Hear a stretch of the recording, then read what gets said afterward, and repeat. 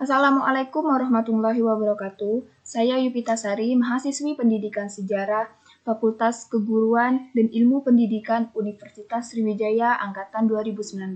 Baiklah, saya akan menjawab pertanyaan dari ujian akhir semester mata kuliah Perkembangan Peserta Didik. Yang pertama yaitu adalah jelaskan pentingnya mempelajari pertumbuhan dan perkembangan anak-anak bagi seorang guru.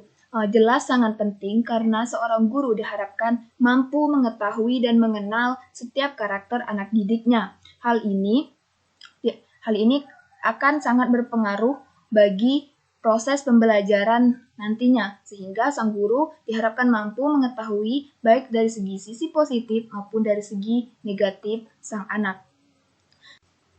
Yang kedua yaitu jelaskan faktor-faktor yang mempengaruhi pertumbuhan dan perkembangan seorang anak.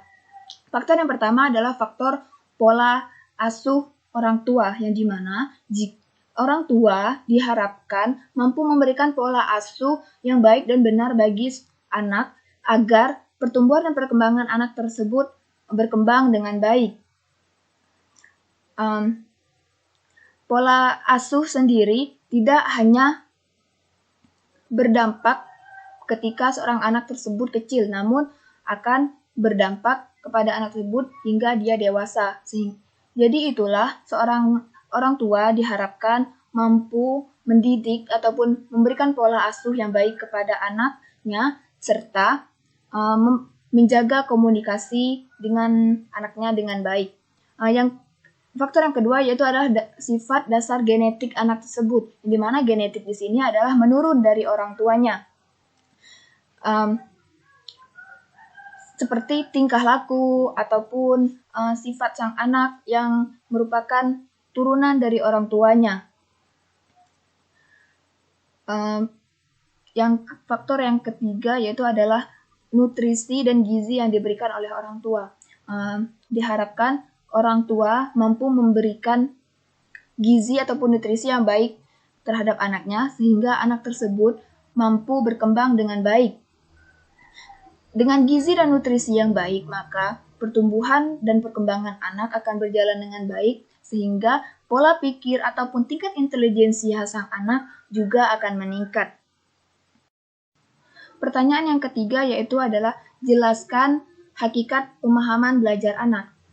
Hakikat pengalaman belajar yaitu adalah sejumlah aktivitas yang dimana peserta didik yang mampu melakukan dan memperoleh informasi dan kompetensi baru sesuai dengan tujuan yang dikehendakinya. Menurut Piaget yaitu adalah terkenal dengan teori konstruktif. Pengalaman belajar menurutnya adalah berlangsung dalam diri setiap individu melalui proses konstruksi pengetahuan tersebut, bahwa sejak kecil setiap anak sudah memiliki struktur kognitif yang kemudian dinamakan dengan skema terbentuk karena adanya pengalaman. Pertanyaan yang keempat itu adalah deskripsikan secara singkat kaitan antara pertumbuhan fisik atau jasmani anak dengan perkembangan intelektual anak, yaitu pertumbuhan fisik dipengaruhi oleh banyak faktor, terutama faktor makanan dan lingkungan sekitar tempat tinggal anak tersebut, di mana perkembangan intelektual juga dipengaruhi oleh banyak faktor yang berasal dari lingkungan tempat tinggal peserta didik.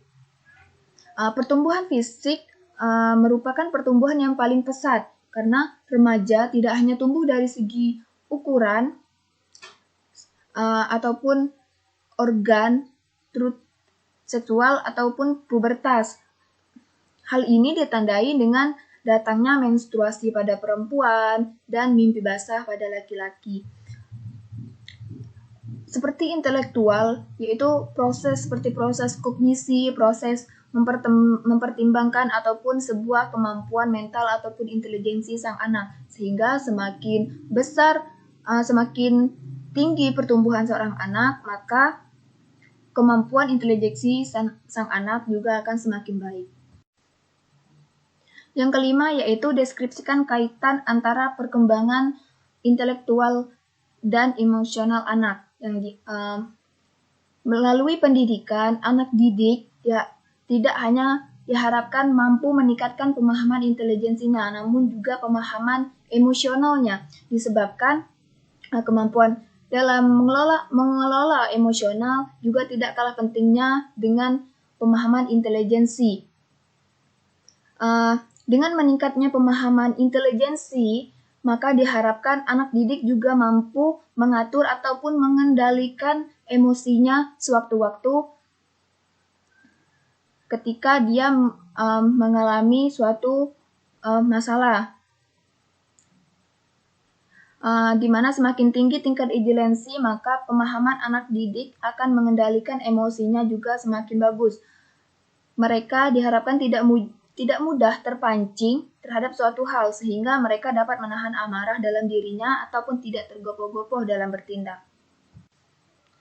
Yang keenam yaitu deskripsikanlah secara singkat kaitan antara perkembangan bahasa dan kemampuan berbicara anak. Perkembangan bahasa terkait dengan perkembangan kognitif, berarti faktor intelektual ataupun kognisi yang sangat berpengaruh terhadap perkembangan kemampuan berbahasa seorang anak. Ketika seorang anak kecil yang tingkat intelektualnya belum berkembang dan masih sangat sederhana, maka kemampuan berbicara sang anak tersebut juga masih dengan menggunakan kata-kata yang sederhana.